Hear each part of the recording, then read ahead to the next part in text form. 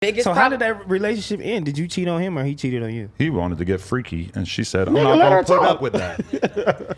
No, I've said before, he's a good person, not a good partner in my personal experience. And that's just not something that I'm willing to sign up for. And I know a lot of people watching this have their opinions about me, but there are so many women that would have just stayed because of the stability.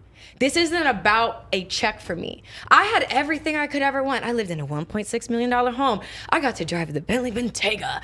I had a $15,000 limit on a credit card. Like, you could do what I wanted to do, okay? So for me, why would I want to leave my family, not have the matching pajamas on Christmas with who I thought was gonna potentially be my husband? And if I was about a bag, don't you think I don't know, maybe would have planned my escape a little bit more strategically? Like, why would I go through with that? Because like I said, like, I've been with a lot of guys that people love. And yes, like, there have been people that I'm like, if I wasn't on birth control, I didn't take a plan B, I'd have probably a few kids right now.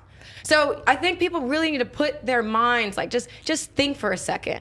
Why would I leave? Because money is not enough for me. It never will be enough for me. I believe in true love.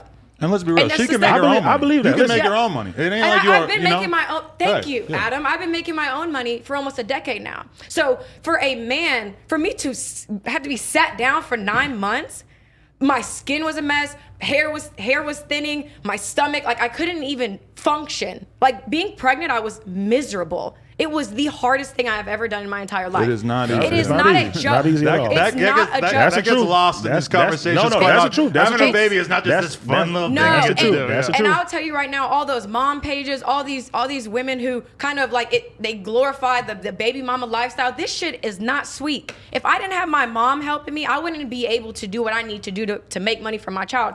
So I think that's why for me it is hurtful to think like, oh wow, like, if you're just about money. It's like, dude, come on now. If I'm an investor, why would I go for someone who's just breaking into the NBA? I don't think think about it. I don't think that you about money though. I didn't think that was from the start. So that you what do was you think money. I'm about then? The clout.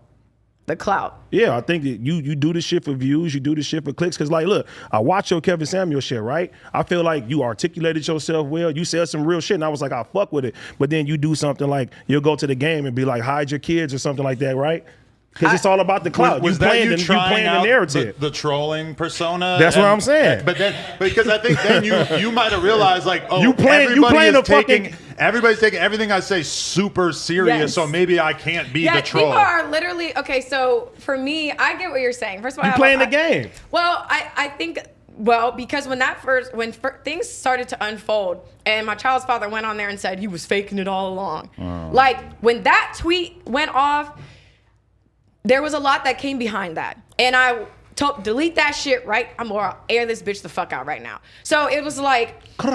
No, seriously, like, delete that shit. So it kind of put me in a position where I either fired back and like really just aired all our dirty laundry out, our grievances and everything, or I kept quiet. I just gave birth. Like, my child was 2.5 months old.